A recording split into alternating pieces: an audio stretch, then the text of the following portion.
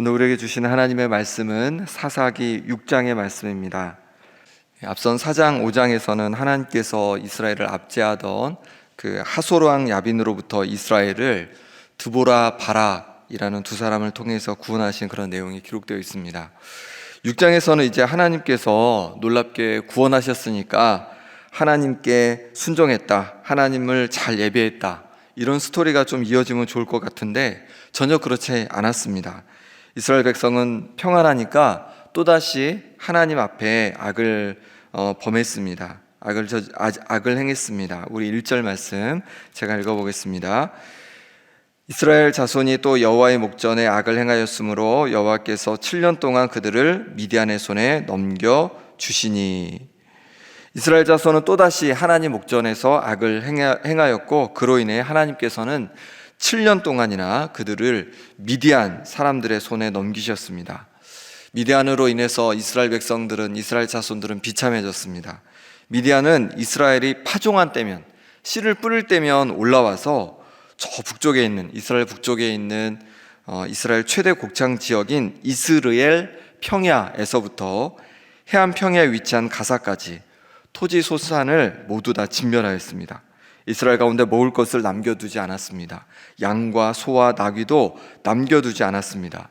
그들은 그들의 짐승 낙타와 또 장막을 가지고 올라와서 마치 메뚜기 떼처럼 모든 먹는 것을 싹 쓸어간 것입니다. 6절 말씀을 같이 한번 읽어보겠습니다. 6절입니다. 이스라엘이 미디안으로 말미암아 궁핍함이 심한지라 이에 이스라엘 자손이 여호와께 부르짖었더라. 이스라엘은 이렇게 메뚜기 떼와 같은 미디안으로 인해서 궁핍함이 심해졌습니다. 그러고 나니까 이제야 이스라엘 자손은 하나님께 부르짖기 시작합니다. 평안할 때는 하나님을 배신하여 하나님 앞에 악을 행하더니 궁핍함이 심해져서 너무 살기 어려워지니 그때서야 하나님께 부르짖기 시작한 겁니다. 이스라엘 자손만 그렇습니까? 우리도 이스라엘 자손보다 더 나을 것이 없는 것 같습니다.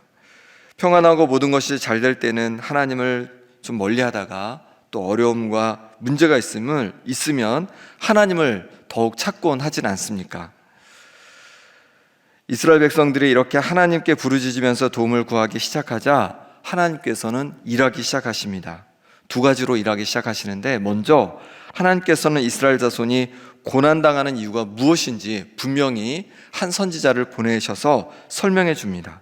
그 내용이 이제 7절에서 10절까지의 내용인데 10절만 같이 읽어보겠습니다.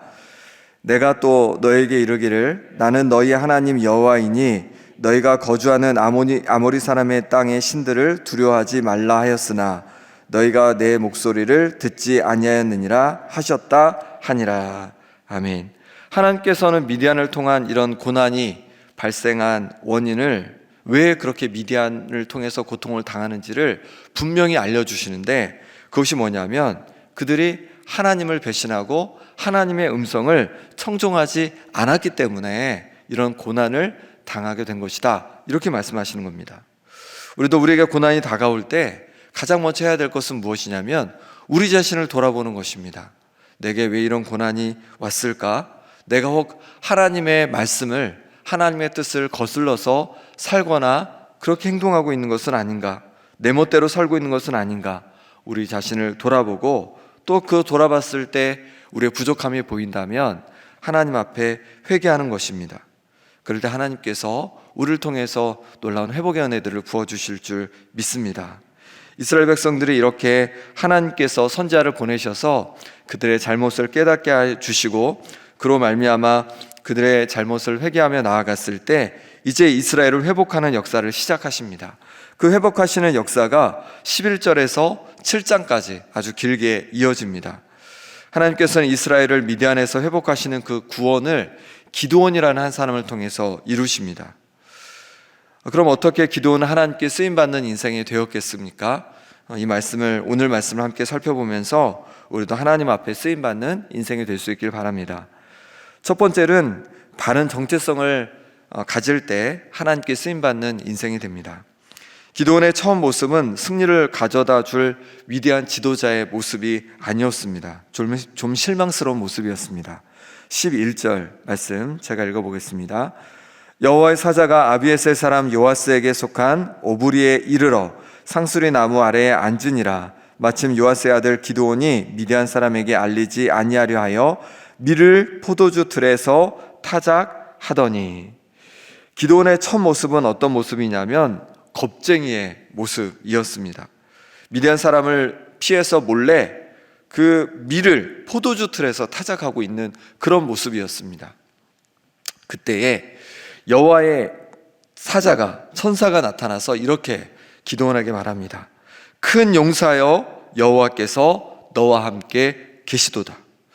몰래 포도주 틀에 밀을 타작하고 있는 이 겁쟁이 기드온에게 큰 용사라고, 그리고 하나님께서 너와 함께 하신다고 그렇게 말씀하십니다. 그뿐만이 아니었습니다. 14절 말씀을 같이 읽어보겠습니다. 여호와께서 그를 향하여 이르시되 너는 가서 이 너의 힘으로 이스라엘을 미디안의 손에서 구원하라. 내가 너를 보낸 것이 아니냐 하시니라. 아멘. 하나님께서는 기드온에게 너는 너의 힘으로 이스라엘을 미디안의 손에서 구원하라. 내가 너를 보낸 것이 아니냐 이렇게 말씀하십니다. 하나님께서는 기드온을 큰 용사라고 말씀하실 뿐만 아니라 기드온을 통해서 이스라엘 자손을 구원할 거다. 내가 그 일을 할 거다라고 그렇게 말씀해주고 있는 것입니다. 이 놀라운 이야기를 들은 기드온의 반응은 어떠했겠습니까? 15절 말씀 제가 읽어보겠습니다. 그러나 기드온이 그에게 대답하되 오주여 내가 무엇으로 이스라엘을 구원하리이까? 보소서 나의 집은 므낫세 중에 극히 악하고 나는 내 아버지 집에서 가장 작은 자니이다 하니. 오 주님, 내가 무엇으로 이스라엘을 구원한단 말입니까? 우리 아버지 집은 이스라엘 집안 중에서도 가장 형편없는 집안이고 나는 우리 아버지 집에서 가장 작은 자입니다. 그런데 내가 도대체 뭘 한단 말입니까? 이렇게 기드온은 얘기를 하는 겁니다. 하나님은 이스라엘 백성이 부르짖었을 때 기드온을 이스라엘 자손을 구원할 지도자로 그렇게 택했습니다. 이 기드온이 이스라엘을 구원할 정말로 가장 적합한 자로 그렇게 인정하셨던 것입니다. 하지만 기드온은 그때 무엇을 생각합니까? 자기 집안을, 자기 출신을 생각합니다. 그리고 자기 처지를 생각합니다. 자기는 정말 별 볼 일 없는 집안에서 별 볼 일 없는 사람이기 때문에 도저히 이 일을 할 수 없다고 그렇게 얘기하고 있는 겁니다.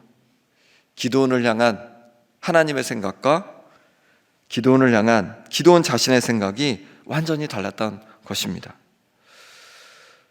하나님께서 지금 우리 성도님들을 어떻게 보고 계실까요? 성도님들이 생각하는 생각과 하나님이 성도님을 생각하는 그 생각이 같을까요? 다를까요? 다를 것 같습니다. 그럼 누구의 생각이 옳을까요? 진짜 내 모습은 무엇일까요? 우리를 지으신 하나님께서 보시는 내 모습이 진짜 내 모습인 줄 믿습니다. 성도님들은 지금 성도님들 자신을 어떻게 여기고 있습니까? 한없이 작게 생각하고 가치 없는 인생으로 여겨지고 그런 모습은 혹시 아니십니까? 그런데 그건 진짜 성도님들의 가치가 아니고 진짜 성도님들의 모습이 아니라고 말씀하십니다. 그럼 우리는 어떤 존재들입니까?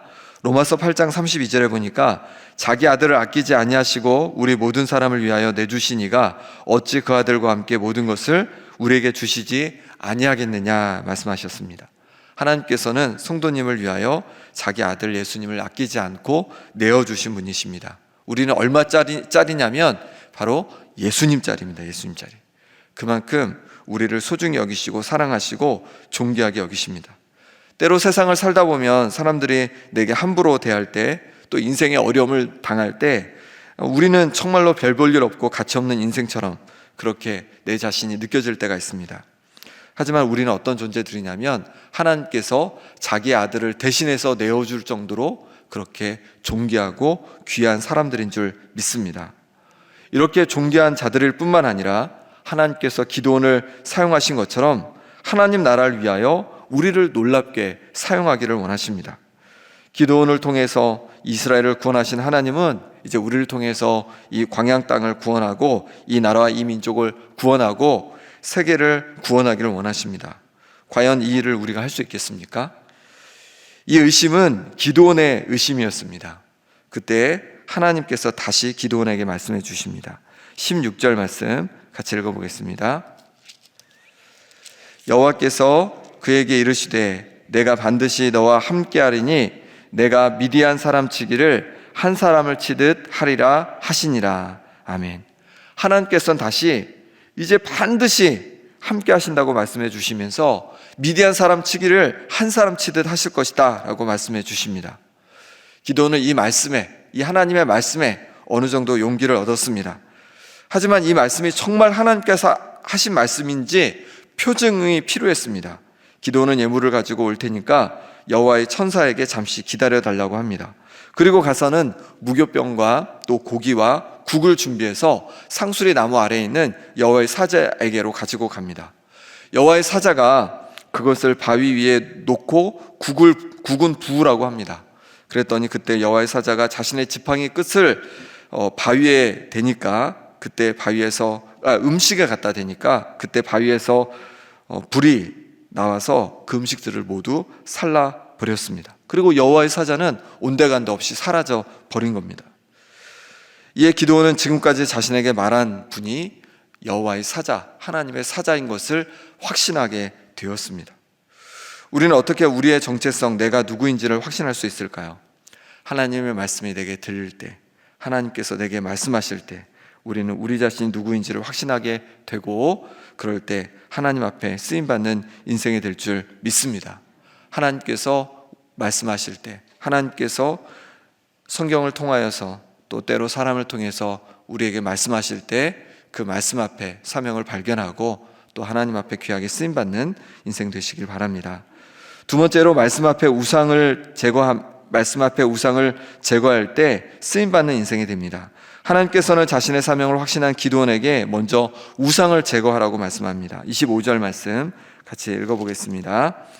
그날 밤에 여호와께서 기드온에게 이르시되 내 아버지에게 있는 수소 곧 7년 된 둘째 수소를 끌어오고 내 아버지에게 있는 바알의 제단을 헐며 그 곁에 아세라상을 찍고.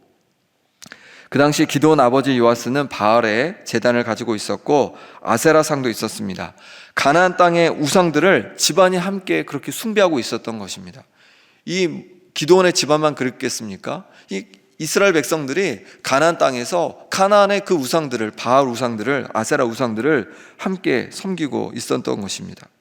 하나님께서는 이 기드온에게 먼저 그것을 헐고 찍어버리라고 말씀하셨습니다. 우상을 제거하라고 말씀하셨습니다. 우리도 하나님 나라를 위하여 쓰임받고 복음을 위하여 쓰임받는 성도가 되기 위해서는 우상을 제거하는 것이 필요합니다. 성도님들은 어떤 우상을 섬기고 있습니까? 하나님보다 더 크게 의지하는 것이 우상입니다. 그리고 탐심이 우상입니다. 그리고 나무, 돌, 석상처럼 정말 눈에 보이는 우상들도 있습니다. 이런 우상을 거부함으로부터 우리는 하나님께 쓰임받는 인생으로 변화될 수 있습니다. 버려야 될 것들을 버림으로 하나님께 쓰임받는 우리 성도님들 되시기 바랍니다. 마지막 세 번째는 성령 충만할 때 쓰임받는 인생이 됩니다. 기드온이 32절까지 우상을 제거한 후에 미디안이 아말렉과 동방 사람들과 함께 요단강을 건너와서 이스라엘 골짜기에 이르렀다는 이야기를 듣게 됩니다. 이스라엘은 다시 말씀드리면 이스라엘 북쪽에 있는 최대 이스라엘 곡창 지대입니다. 그곳에 이 미디안 사람들이 아말렉과 동방 사람들과 함께 몰려온 것입니다. 그때 여호와의 영이 기드온에게 갑자기 임하였습니다. 우리 34절 말씀 같이 읽어보겠습니다. 34절입니다. 시작. 여호와의 영이 기드온에게 임하시니 기드온이 나팔을 불매 아비에셀이 그의 뒤를 따라 부름을 받으니라. 아멘. 여호와의 영이 기드온에게 갑자기 임하니 기드온이 담대히 나팔을 불며 이제 사자들을 온 므낫세에 두루 보내고 아셀, 수불론, 납달리 지파에도 사람들을 보내서 군사를 모집합니다. 그리고 전쟁을 이제 수행하게 되는 것이죠. 미디안이 두려워 몰래 포도주 틀에 밀을 타작했던 기드온은 없어지고 이제 정말로 담대히 이스라엘 백성을 이끄는 위대한 지도자가 세워지게 되었습니다. 무엇으로 가능했다고 말씀하고 있냐면 바로 하나님의 영에 감동되니, 성령에 감동되니 이렇게 하나님 앞에 쓰임받을 수 있게 되었다고 말씀하고 있습니다. 우리가 어떻게 하나님의 나라를 위하여 쓰임받는 인생이 됩니까? 세상 사람들에게 나아가 복음을 전할 수 있습니까? 성령 충만할 때, 하나님의 영이 우리 가운데 임할 때 우리가 감당할 수 있습니다. 제자들도 예수님의 말씀을 듣고 오로지 기도하기를 힘써 성령 충만할 때야 나가서 복음을 전했고 그때 놀라운 복음의 역사들이 일어났습니다. 우리도 성령 충만할 때 하나님 앞에 귀하게 쓰임받는 인생이 됩니다. 어떻게 성령 충만할 수 있습니까? 성령 충만을 구하시기 바랍니다. 성령님 내게 충만히 임하여 주옵소서, 하나님의 영 성령님 나를 다스려 주시옵소서, 이렇게 우리가 기도하며 또 하나님의 뜻대로 순종하며 나아갈 때 성령 충만한 인생이 되어지고 그럴 때 하나님 앞에 귀하게 쓰임받게 될 줄 믿습니다. 오늘은 우리가 어떻게 하나님 앞에 귀하게 쓰임받는 인생이 되는지를 함께 나눠봤습니다. 바른 정체성을 가지고 있는 사람이 내가 쓸모없는 사람이다, 하찮은 사람이다 생각하는 것이 아니라 하나님의 아들이요 딸이요 하나님 앞에 존귀한 자라는 바른 정체성을 가진 사람이 하나님 앞에 쓰임받을 수 있습니다. 우리 속에 있는 우상을 제거하고 온전히 하나님 아버지를 의지하며 살아갈 때 하나님께 쓰임받을 수 있습니다. 성령 충만함으로 하나님의 다스림을 받을 때 하나님의 나라를 위해 귀하게 쓰임받는 인생이 되는 줄 믿습니다. 하나님과 하나님 나라를 위해서 귀하게 오늘도 쓰임받는 우리 성도님들 되시기를 간절히 소망합니다. 함께 기도하겠습니다. 기도하실 때 하나님 나라에 쓰임받는 인생이 되기를 원합니다. 내가 하나님의 사랑받는 존귀한 자임을 잊지 않게 도와주시고 내 속에 있는 모든 우상과 잘못된 것을 버리고 성령의 다스림을 받아 하나님 나라에 귀하게 쓰임받는 인생 되게 하여 주시옵소서. 또 입시와 취업을 준비하는 다음 세대들 가운데 지혜를 주시고 그 앞길을 인도해 주시기를, 또 주일 예배 가운데 은혜 부어 주시도록 함께 기도하겠습니다. 하나님 아버지, 하나님 앞에 쓰임받는 인생 되어지기를 원합니다. 하나님, 때로 인생을 살다 보면 여러 가지 어려움과 고난 속에서 내가 정말로 별 볼 일 없고 형편없는 사람이라고 생각될 때가 있습니다. 하지만 아버지는 이런 잘못된 생각들을 버리고 하나님 앞에 귀히 쓰임받고 하나님 앞에 정말로 놀랍게 쓰임받을 인생임을 기억하며 아버지 하나님 그렇게 바른 생각을 가지고 나아가게 하여 주시옵소서. 내 속에 있는 모든 어둠과 모든 우상들과 버려야 될 것들을 버리게 도와주시고 성령의 다스림을 받아서 하나님 앞에 귀하게 쓰임받게 하여 주시옵소서.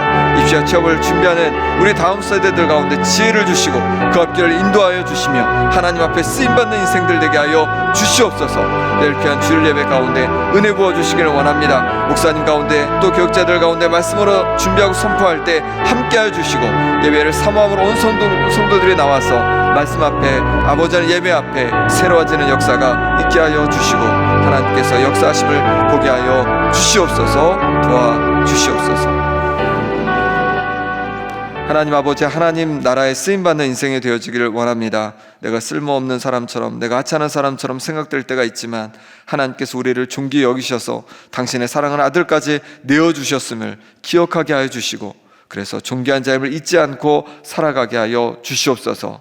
또한 우리 속에 있는 모든 잘못된 우상들을 내버리고 성령의 충만함을 받아 하나님 앞에 귀하게 쓰임받는 인생 되게 하여 주시옵소서.